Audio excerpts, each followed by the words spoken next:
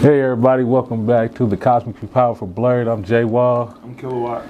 Yeah, so you heard us, if you watched the last couple of episodes, you heard us bring up, black heroes and greatest teams, and X-Men has come up a lot. And so the question was posed, if you do some research online about the X-Men and their main, anybody knows who's familiar with the X-Men knows Professor X and Magneto, right? Those are the two, these seemingly opposite but very similar, enemies at times but friends at the other. Yeah. Like these are two opposing figures. And on the surface level, if you look at it, and then you look at the history of Marvel and Stan Lee, and Jack the King, Kirby, and if you look at, so not only did Jack King Kirby introduce these African American characters in Marvel, when he went off to write for The Rival, he also introduced black characters into those publications as well. And so one on the outside could look at it and say that they took those issues of today and put them in comic books. We had an earlier conversation about Spider-Man, and people remember the comic book that introduced drugs, which was unheard of at the time. Like, people didn't really talk about drugs in a comic book. Like, that wasn't, comic books were, yeah, like people were in line for children. This was but Marvel did those type of things, and then the creation of the X-Men, and again, we talk about the Fantastic Four versus the X-Men. When you get into diversity and things, you can easily start to see how Professor X could be likened to a Martin Luther King Jr. and Magneto can be likened to a Malcolm X, right? And there's even some history behind that says, but Kilowatt's going to get a little bit deeper. Oh, yeah. And so I just want to explore that piece becomes critical, as they did move African Americans in. And if you look at when comic books came out during those civil rights era, and you can really look at it as Charles Xavier is this pacifist. He believes really in nonviolence. He reacts to things that not really the cause of it. And then you look at Magneto as more like, bruh, we gotta do this. Like, Magneto was right. Yeah, we gotta rock this out. Like, man, Charles cool and all, but we ain't, they have these diversions, much like Martin and early Malcolm, not later Malcolm. Let's make that distinction of early Malcolm X and not later Malcolm X once he returned. And they try to play these dynamics out of who, because even in history, who will be remembered. I recently went to Washington, D.C., and I went and looked at the statue of Martin Luther King Jr. I don't know if you've ever been, it's this beautiful cutout, it's huge. I took pictures in front of it. There's Martin Luther King Jr. boulevards everywhere, and Malcolm doesn't seem to get the same recognition as Martin Luther King Jr. does. Even where I'm from, Omaha, Nebraska, y'all can look up that relationship of Malcolm X in Omaha. But even we don't. It's like Kansas City and Disney. Yeah. Right. There's like, people don't see the connection. Yeah, and it's like, no, it's right there. It's right there. And so and you get that from when we think about good versus evil, or this viewpoint versus that viewpoint. They seem to hold these polar opposites. Oh, Charles is great. And Charles tries to help people. Charles does this, and Charles is locking them out. And oh, Magneto, he's talking about land for his people. He's talking about blowing everybody up. Yeah, like wiping out the other side, so the rest of mutant kind can live without persecution. Right. So and so you could easily see that, but again, he's going to explain it, and maybe something a little bit deeper to that. Yeah, because the funny thing about X-Men is that the writers of X-Men, Stan Lee and Kirby, they built it off of anti-Semitism, actually, coming out of Jewish ghettos, coming from their own experiences, and also being kind of admonished by everyone else. That comes out of what we talked about earlier. Comes out of Doom Patrol, which has a lot of similarities and linkings to the origins of X-Men.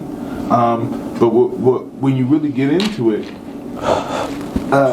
there's this big myth that Stan Lee spoke to, the comparisons of Martin Luther King and Professor X and Malcolm and Magneto. Truth is that he never did speak to it as that's where those characters manifested. In all actuality, they manifested from the first and second prime minister of the state of Israel, where the first prime minister who founded the state of Israel was mostly a pacifist who wanted to have a state of Israel that was connected to the whole world. In other words, being able to act in harmony with all the different states as well as all the different countries, in a sense of being on the world stage and being acknowledged and accepted. Whereas the second prime minister was first known as a terrorist in Britain, who was a Zionist, who then turned over time from the 40s, 50s to 60s, became the prime minister, who then exalted a more conservative, how can I put this, somewhat of the state of Israel that we see today. So what you have is these two characters that are based on two different ideologies, but it comes from actually this larger concept of Jewish exceptionalism, in which the Zionist belief of having innate abilities that you're born with. You're born with power. So you find that X-Men starts becoming about this conflict between the structural systemic power that is often afraid of those with exemplary power, like the power that they're born with. And when we take a look at civil rights, and we take a look at us, our exceptionalism and the things that black folks have brought to society, people would be running into each other outside because of stoplights. Open heart surgery wouldn't be a thing. Yeah. You have all these things. Charles Drew. So you have all these exceptional individuals that are all connected based on how they look, but the idea of them having that exemplary power, and then having a power structure or systemic power, much the same as the Sentinels, that constantly monitor and master mode. I mean, master, you call it master mode. Master mode. Yeah, master mode. So what you have is this breakdown. So was X-Men about the black struggle? No, it wasn't about the black struggle. It wasn't about how black. It was about the concept of people of a diverse group of individuals with exceptionalism, with exceptional powers that they're innately born with, facing those who feel that their power comes from the structures and systems that they have to oppress those people. So then we find that in the Felix saga. Am I saying it right? Felix saga? Yeah, where the actual book series X-Men. I think it's God Saves Man Kills, the arc where we're introduced to William Stryker as a televangelist who's talking about eradicating all of wonderful guy in the name of God. But then kind of seeing William Stryker go into the movies as more of the militant, military, systemic power that is actually trying to eliminate or cause genocide. So what you essentially see is you see X-Men bringing forward that conversation of what civil rights is, talking to the diversity of individuals as well as the intersectionalities of, we're introduced to new X-Men, I think, almost damn near every day. If not every week or every month. I'm pretty sure there's a new amount of X-Men that come out from that. But all that being said, X-Men speaks to the diversity and the necessity in that conflict between those who have the innate powers or rights that they're born with and those who have the systemic power to more or less keep it in check. Yeah, and so you can draw several parallels in these story arcs to what happens throughout history in the United States. And if you watch the news today and what's happened over there with Israel and Palestine, Hamas, who controls what, the Gaza Strip, the West Bank. You see those type of dynamics play out, and I'm not saying if you still draw the parallels between Mark, I'm not necessarily saying that's wrong. I'm saying what Marvel did was take things historically and put them in the comic books, much like people do in movies, right? We can even. There's a movie, what was that, Contagion, that came out before COVID, right? And because someone posed that, this could happen. They posed this question about what it would look like if this were to happen. And I think movies, comics, and other forms of art and media are really, really good at doing that, and people can draw their own conclusions about what that means, but the inherent aspects of superiority and power structure, all of that's inherently the same. No matter how you look, and it doesn't matter if it's DC or Marvel. We talked about this. If you look at Superman. Sorry, I don't mean to laugh like that, but if you really look at Superman, and he is the epitome of what white people get. He's like the poster child.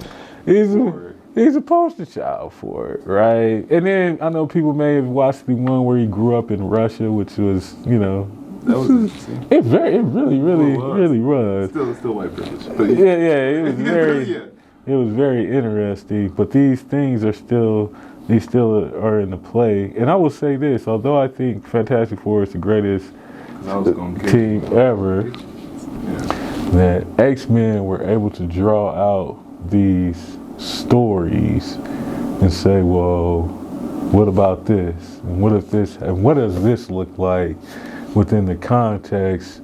And I think it was easier for them to do it because, let's just face it, on a diversity scale, Fantastic Four gets a 0.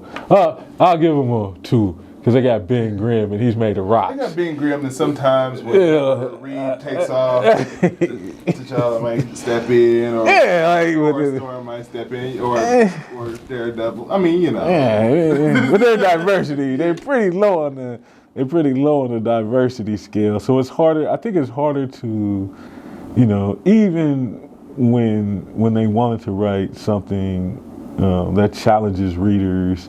Whether that's Israel and Palestine, or whether you take that as civil rights or Martin and Malcolm, you just really couldn't do that in the Fantastic Four because they didn't have the diversity. There's a lot more you can do with the X-Men than you can do with Fantastic Four. Which is why I was going to say that it makes them one of the most, superhero group that hits on my best list. But they also the stories that are told through X-Men are responding to what's happening out here in real life. Like I remember watching an episode of X-Men, the animated series, where I think Jubilee walks into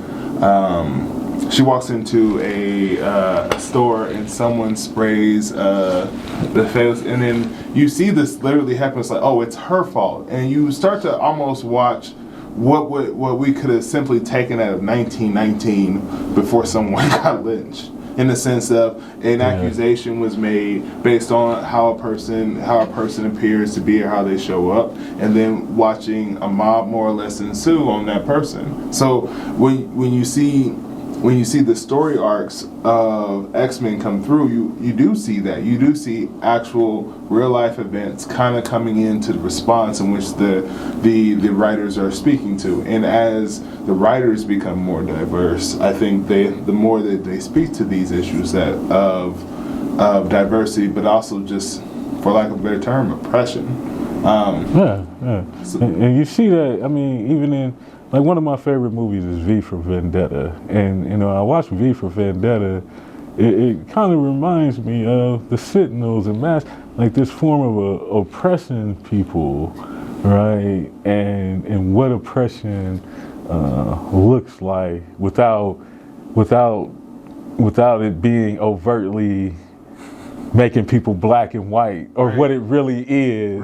Right. We create these characters to embody and represent that. Yeah. And so when you read these stories, precisely, I remember watching that, and I remember Rogue not wanting to be like a mutant anymore. I'm persecuted. I can't touch nobody. And then it talks about, and he even introduces the charlatans that are actually in community with like Apocalypse. Yeah. like, hey, I'm selling y'all something because I like Apocalypse. He's wonderful. He's great.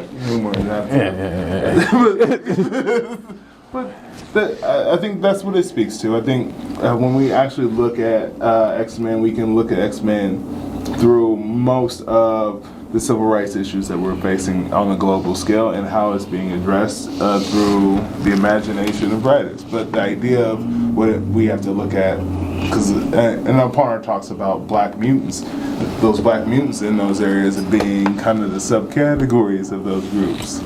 Yeah, and I would say Marvel was instrumental in moving the needle forward.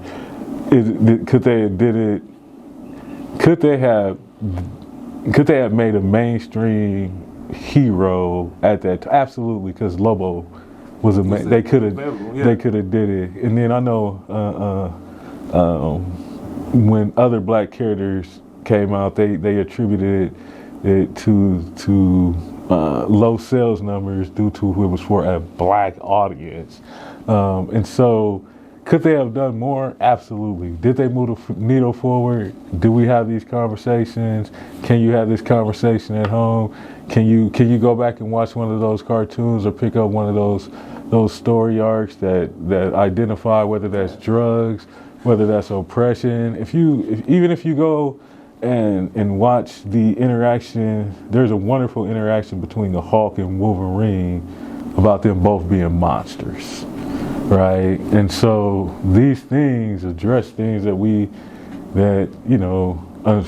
the same thing that they were writing in 1965 is the same.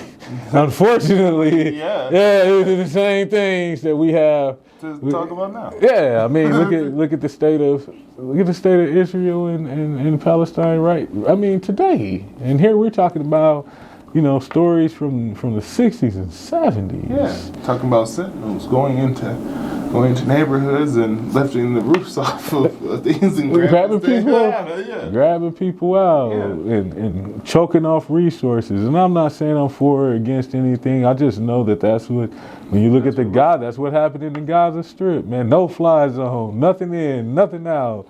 It's these people, and they had to dig tunnels to get away. Much like they had to go underground to get away from the Sentinels. I mean, it's, and I didn't write anything. I didn't do it. I'm just saying they're there for you to see. Make the comparisons. And those of you who may sit there and watch the 90s series of X-Men, go watch it again. Right. It hits there. After you learn a few, it hit a little different. Like, oh God, look at these people. Hey, yeah. And so, you know, if you feel any other kind of way, and again, this wasn't political in nature. This is just a compare and contrast, and then a look at overall what those stories was. And anyone's free to go Google and find out this information. You'll find a wealth of information on whether that's the civil rights movement or origin and where you know the writer's stances on. Who directed the movies even. These are things that you can go and see for yourself that's objective. So again, thank you for watching another episode of Cosmically Powerful Blerd. I'm Jay Wall. I'm Kilowatt. And we'll see you next time.